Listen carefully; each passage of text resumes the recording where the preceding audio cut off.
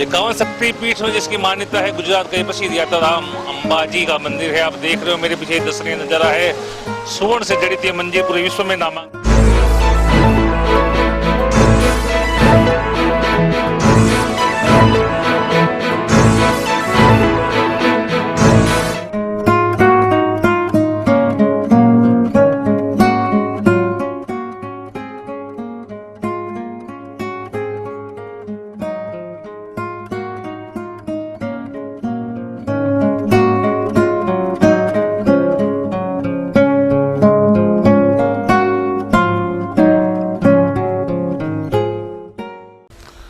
નમસ્કાર, હું છું દરેશ પરમાર. ટુડે ન્યૂઝ ચેનલમાં આપનું સ્વાગત છે. જોઈએ આજના મુખ્ય સમાચાર.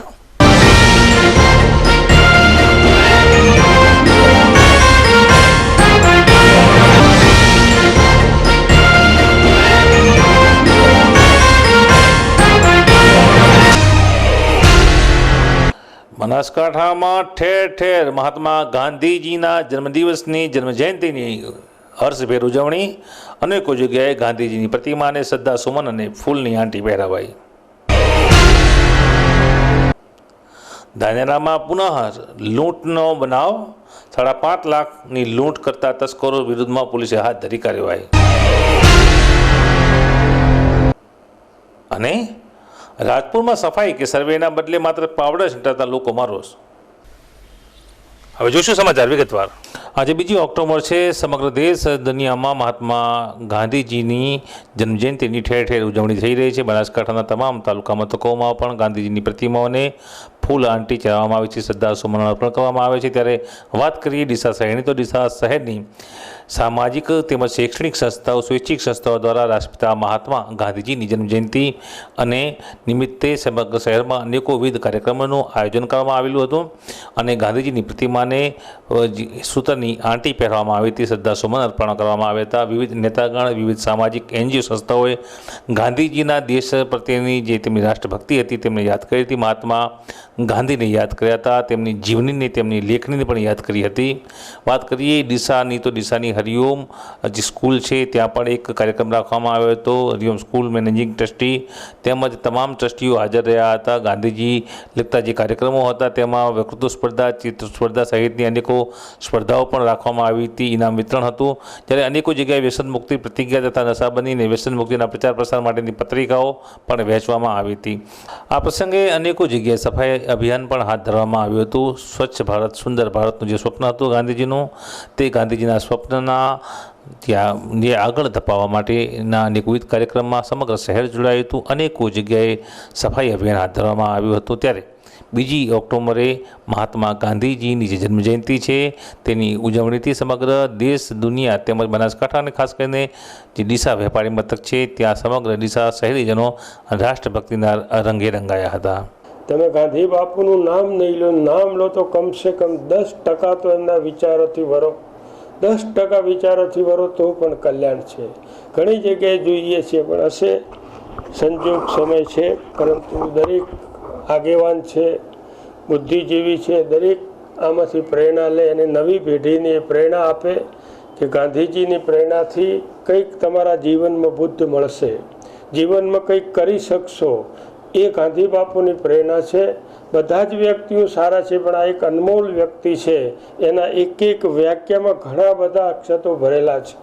એ બધા લઈને કરશો તો ખૂબ સુખી થશો, દેશ માટે સારું થશે, સમાજ માટે પણ સારું થશે. એ બધા જ કરો એવી ખાસ મારી તો બધાને વિનંતી, શુભેચ્છા છે. ગાંધી બાપુને યાદ કરીએ અને આજના યુગને યાદ કરીએ તો આપણે તો જોયા નથી, પણ એમના જે પુસ્તકો વગેરે વાંચીએ છીએ તો એ જોતા ઘણો બધો ફેરફાર છે. પણ આખીર દરેકને આવવું પડશે. તમે પોતે જાણતા છો ઘણા દેશો, ઘણા રાજકીય પક્ષો પણ ગાંધીજીની અવગણના કરતા હતા, પણ આખીર બધાને ગાંધીજીને રસ્તે આવવું પડ્યું. કારણ કે સાચો માર્ગ એ છે, સાચી દિશા એ છે, અને એ દિશા તરફ તમામને જે ગાંધીજીને ગાળ બોલતો હતો એને પણ ગાંધી ચિંતે માર્ગે આવવું પડ્યું. એ ગાંધીજીના જીવનની પ્રેરણા છે. એટલે આપ સૌએ ચાલો બધા જ ગાંધીજીની વિચારધારાની પ્રેરણા લઈને આ દેશની, રાજ્યની, જિલ્લાની, તાલુકાની, ગામની તમામ સમાજોની પ્રગતિ કરીએ અને ગરીબ માણસ પણ નાત જાત ભેદભાવ વગર એ પણ આપ સૌની તરફ સુખી થાય, સુખી શિક્ષણિકની સાથે હરોળમાં બેસે એવા તમામ પ્રયાસો કરીએ. એ સાથે મહાત્મા ગાંધીજીની જય.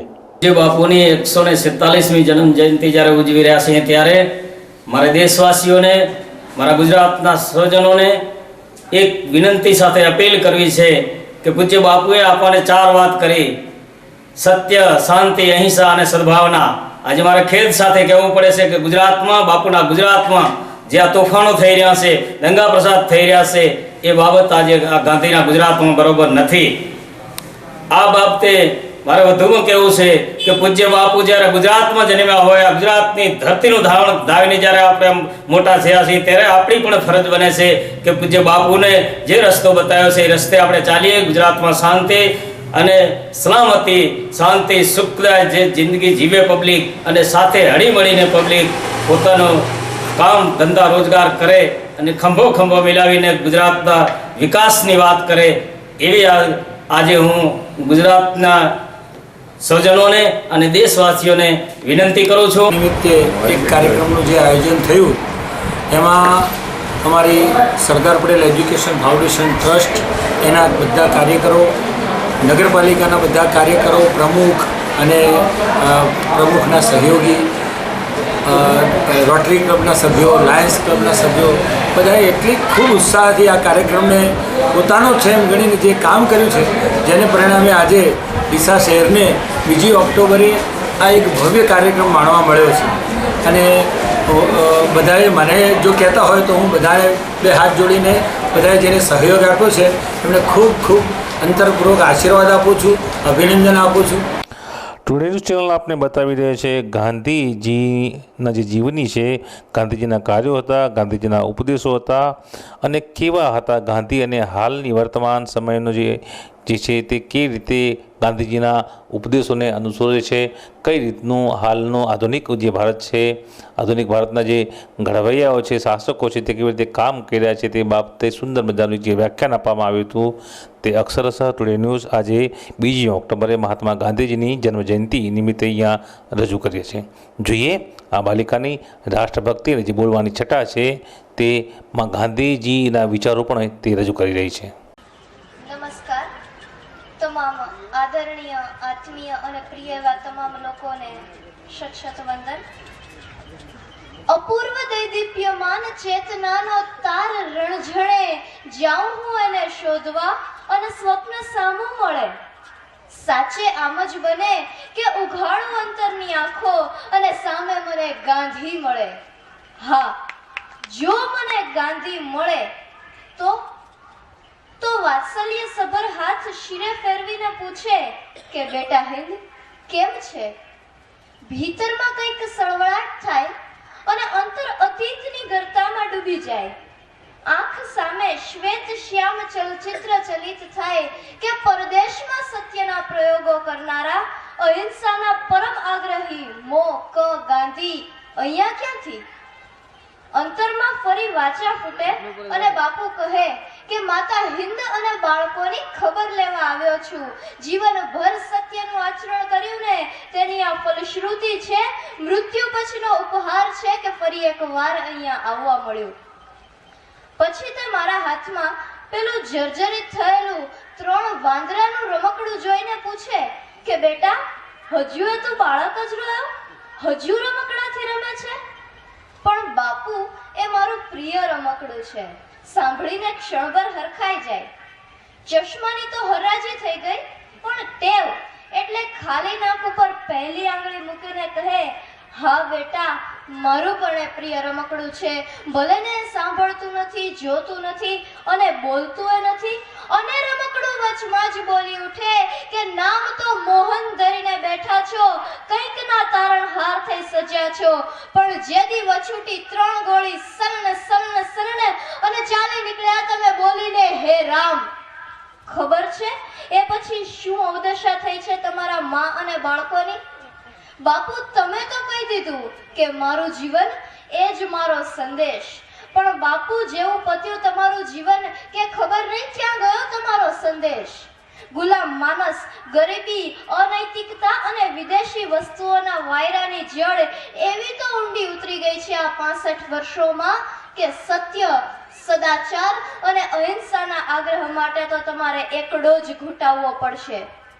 બાપુ આપની વિચારધારા સરસ્વતીના વહેણની જેમ પેટાળમાં વહી ગઈ છે, તેને બહાર વછૂટતી કરવા તમારે આ ધરા પર પાર્થની તીરંદાજી કરવી જ પડશે.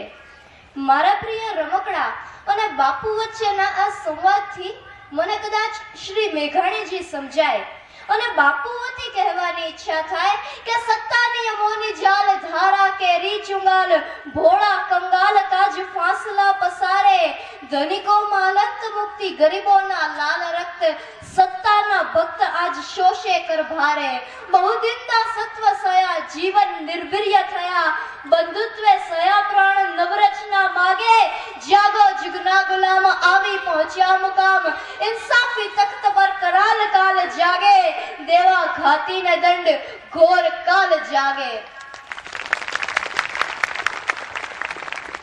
પણ પછી કહું એમ કે બાપુ આપની શક્તિ તો છે raising to the ground and rising from the ground.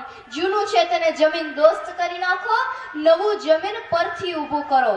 વર્તમાન પરિસ્થિતિમાં પણ આપની વિચારધારા અને કાર્યશૈલી યથાર્થ છે. ફર્ક માત્ર થોડાક લોકોનો છે. પહેલા એ પારકા હતા, આજે તમારા પોતાના છે.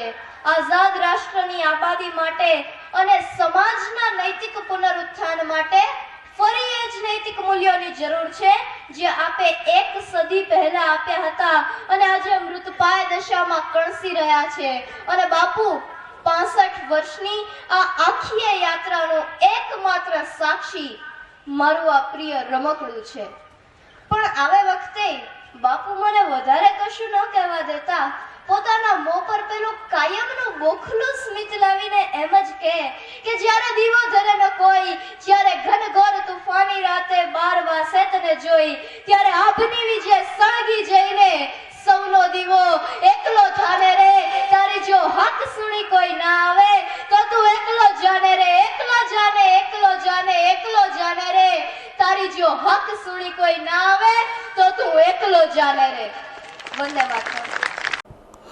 આપણે કદાચ કહેવાતું સાંભળીએ છીએ કે છે ગરીબોના કુબામાં તેલ ટૂંપું ધોઈલું ને શ્રીમંતોની કબર પર ઘીના દીવા થાય છે. મને એ જ સમજાતું નથી કે આવો સિદ્ધને જાય છે. જે તે વખતે અખાના છપ્પા આ સામાજિક અસમાનતા છે તે વિશે કટાક્ષ કરતા આખાના છપ્પાઓ ચર્ચિત બન્યા હતા. ત્યારે આવી જ કંઈક સ્થિતિ અહીંયા બનાસકાંઠાના ધાનેરામાં થઈ રહી છે. આપ જુઓ અમારા ખાસ ટુડે ન્યૂઝ ચેનલના જે રિપોર્ટ છે એમાં વડાપ્રધાનની વીજ કંપની દ્વારા વીજ બચાવો અભિયાન જ્યારે ચલાવાઈ રહ્યું છે, લોકોને વીજળી બચાવવા માટે જાગૃત કરી રહ્યા છે, ત્યારે ધાનેરામાં વીજ કંપનીના કર્મચારીઓ જાણે આ અભિયાનમાં કંઈક અલગ જ કામ કરી રહ્યા છે. ધાનેરા વિદ્યુત બોર્ડમાં તમામ કર્મચારીઓ વિદ્યુત બોર્ડમાં પંખા, લાઇટ, કોમ્પ્યુટર અને તમામ ઇલેક્ટ્રોનિક સાધનો ચાલુ કરી રિસેસની મજા માણી રહ્યા છે. આ દ્રશ્યો ટુડે ન્યૂઝ બતાવી રહ્યું છે. આપણે વીજ બચાવો અભિયાનના અહીંયા ધજીયા ઉડી રહ્યા છે. ત્યારે ધાનેરાના લોકો કહી રહ્યા છે કે આ કર્મચારીઓને થોડા વીજ બિલ ભરવાના છે. આખરે તો તમામ ખર્ચ આમ આદમી સરકારને ભોગવવો પડે છે. તેથી ધાનેરા વિદ્યુત બોર્ડના કર્મચારીઓ પંખા, લાઇટ, કોમ્પ્યુટર અને તમામ ઇલેક્ટ્રોનિક સાધનો ચાલુ કરી રિસેસની મજા માણી રહ્યા છે અને કહી પણ રહ્યા છે કે કોના બાપની દિવાળી, આપણે થોડું બિલ ભરવાનું છે, જેથી વીજ કંપનીના લાગતા ઓળખતા અધિકારીઓ જાગે અને બીજાને પૈસે તાકડધીન ન કરતા દિવાળી બનાવતા કર્મચારીઓ સામે લાલાંક કરે, ખાતાકીય તપાસ કરે, કડકાઈએ કામ લે તેવી લોક માંગ ઉઠવા પામી છે. વાત કરીએ ધાનેરા વિસ્તારની તો સરહદી રાજસ્થાનને અડીને આવેલા ધાનેરા તાલુકામાં સવારે ચોરી લૂંટના બનાવો દિન પ્રતિદિન ચિંતાજનક રીતે વધી રહ્યા છે. બનાસકાંઠાના ધાનેરા વિસ્તારમાં લૂંટ ચલાવતી ગેંગ સક્રિય બને છે અને ધાનેરા પોલીસની ઊંઘ પણ આરામ કરી રહી છે.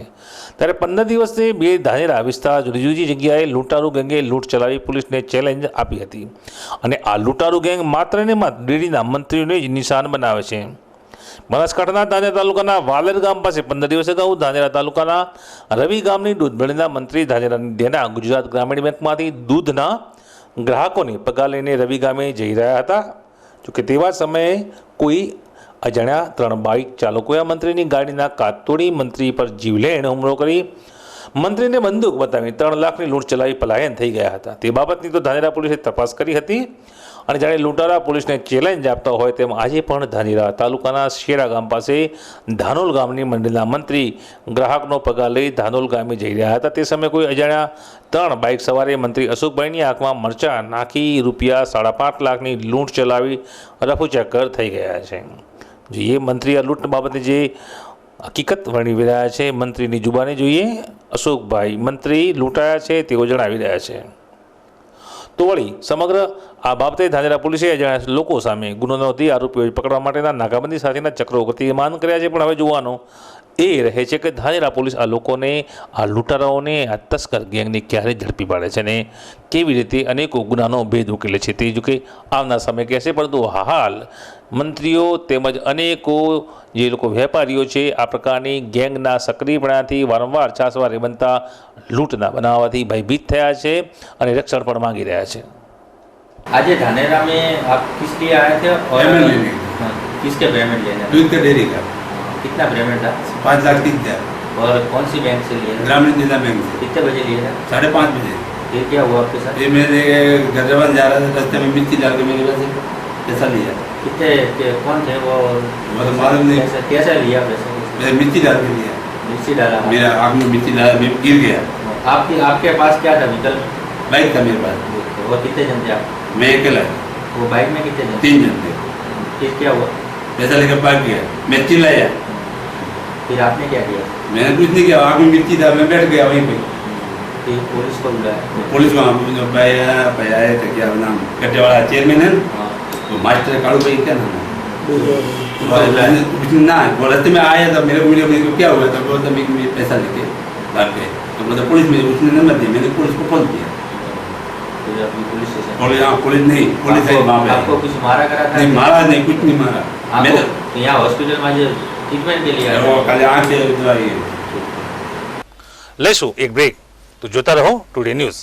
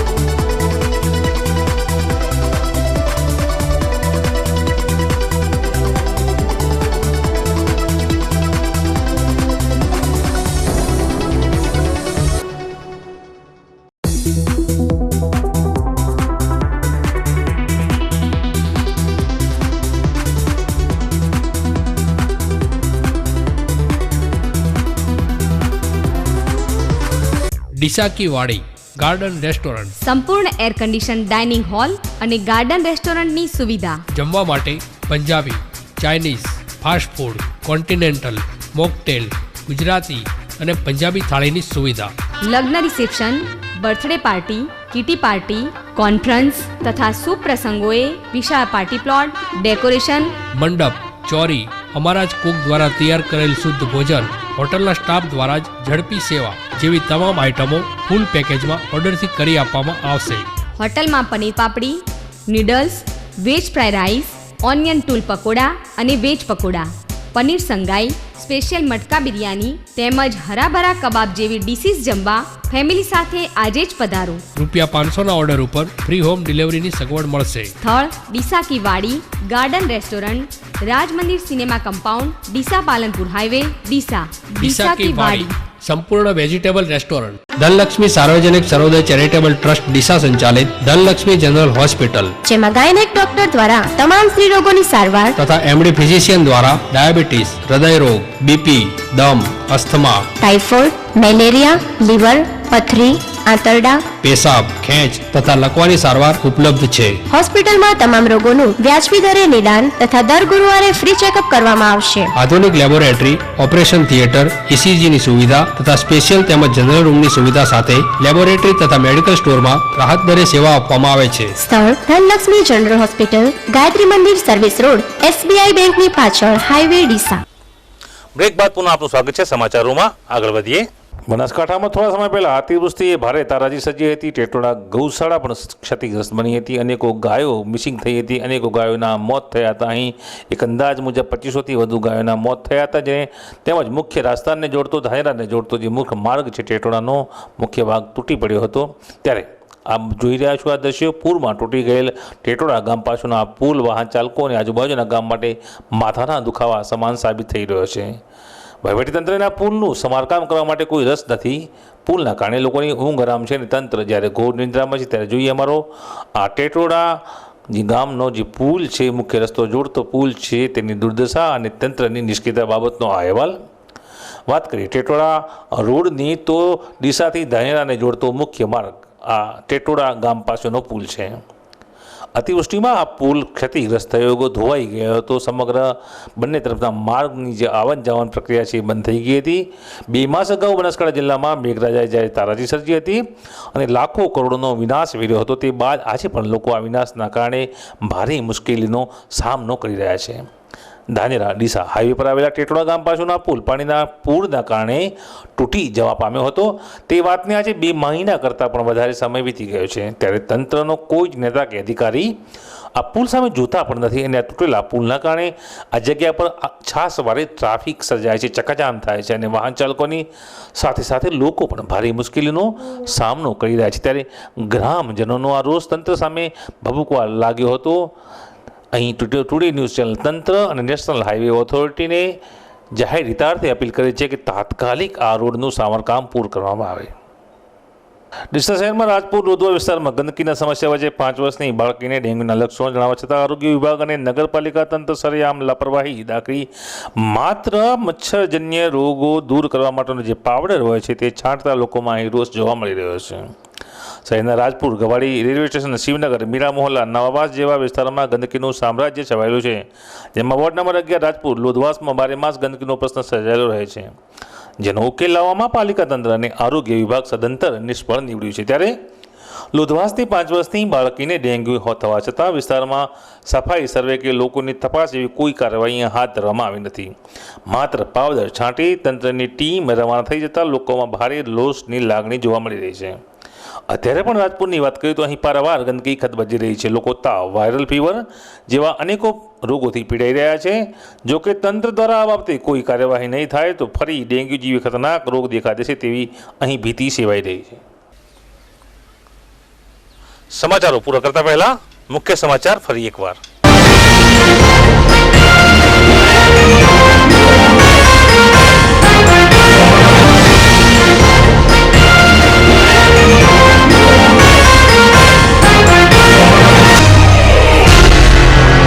બનાસકાંઠામાં ઠેર ઠેર મહાત્મા ગાંધીજીના જન્મદિવસની જન્મજયંતિની હર્ષભેર ઉજવણી. અનેકો જગ્યાએ ગાંધીજીની પ્રતિમાને શ્રદ્ધા સુમન અને ફૂલની આંટી પહેરાવાઈ. ધાનેરામાં પુનઃ લૂંટનો બનાવ. 5.5 લાખની લૂંટ કરતા તસ્કરો વિરુદ્ધમાં પોલીસે હાથ ધરી કાર્યવાહી. અને રાજપુરમાં સફાઈ કે સર્વેના બદલે માત્ર પાવડર છંટાતા લોકોમાં રોષ. તો આ હતા આજના મુખ્ય સમાચારો. વધુ સમાચારો સાથે ફરી મળીશું. નમસ્કાર.